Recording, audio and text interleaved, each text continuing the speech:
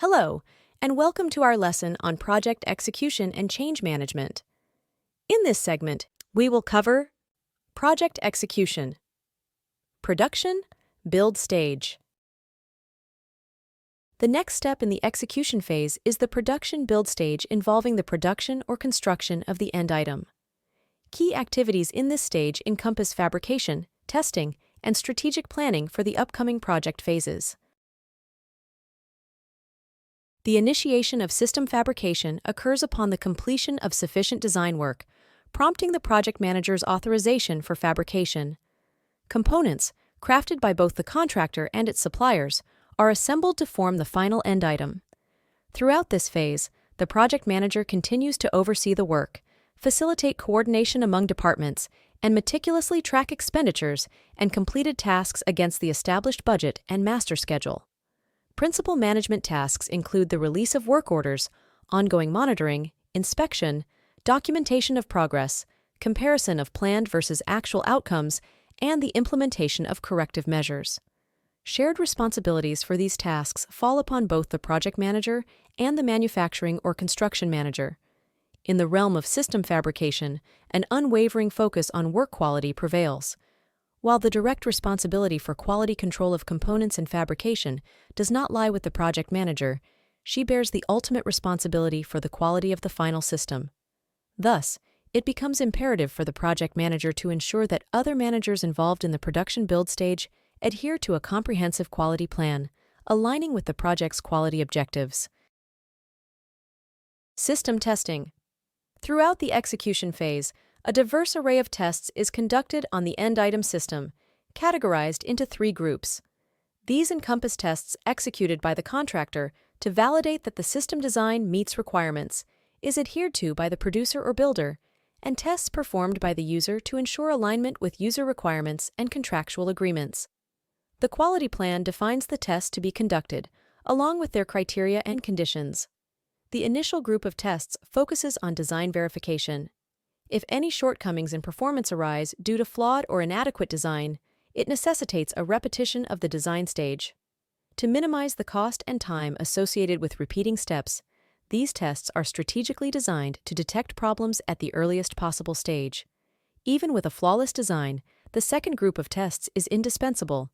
It verifies that builders faithfully followed the design, adhering to specifications in terms of components and workmanship. The third group involves verification tests, reviews, and audits performed by the customer. Their objective is to ensure the fulfillment of user requirements, the completeness and accuracy of test documentation. User personnel, unlike design engineers, may uncover difficulties in system operation or induce failures that were not identified in the initial tests. To mitigate the risk of redesigning the entire system due to faulty components, a sequential testing approach is recommended. Individual parts undergo testing first, followed by integration into components and subsequent testing to ensure compatibility. This process continues with the integration of components into subsystems, culminating in the testing of the entire system to validate its performance against requirements. Tests are conducted based on earlier developed system specifications and user requirements. The project manager assumes responsibility for the test plan and schedule, integrating them into the production build plan.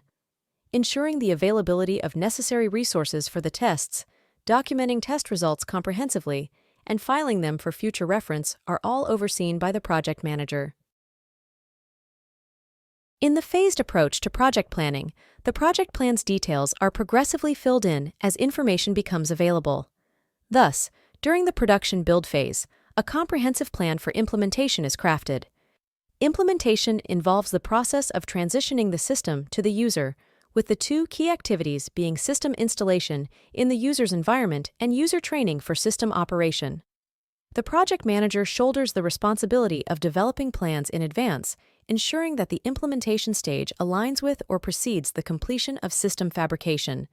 These plans must guarantee the timely availability of necessary side items for user training, system installation, and operation. Commencing early in the project, ideally during the definition phase, planning for implementation should be substantially completed by the conclusion of the production build stage. The implementation strategy, particularly for replacing an existing system with a new one, should encompass various aspects. Approach for transitioning from the old system to the new system. Sequencing and scheduling of implementation activities. Acceptance criteria and a test plan facilitate customer sign-off on the system.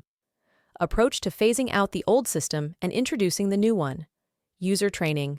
Installation details, encompassing installation, checkout, and acceptance of the end item and side items.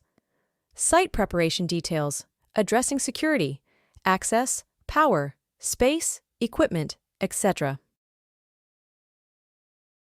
While an initial implementation plan may have been outlined earlier as part of the project master plan, a more detailed plan is now prepared in collaboration with the customer to address all the aforementioned points.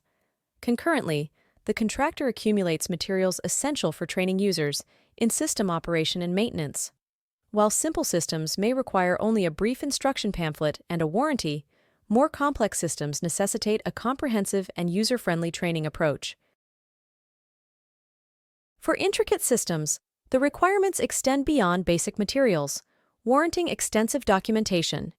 This includes lengthy manuals covering procedures, system operation, repair, and servicing, along with testing manuals, trainer manuals, training materials, simulators, schematics, drawings, special tools, servicing and support equipment.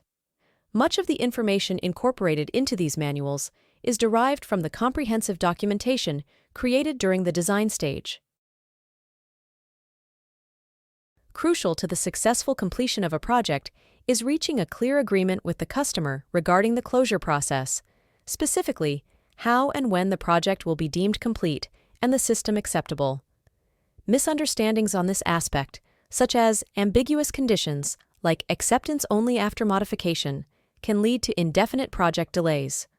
To prevent such scenarios, the user requirements defined early in the project should ideally outline the conditions and criteria for customer acceptance of the system. This is the end of this segment of our lesson. In the next segment, we will discuss Executing Process Group. This course is presented to you by South Europe College. Thank you for listening and see you on our next segment.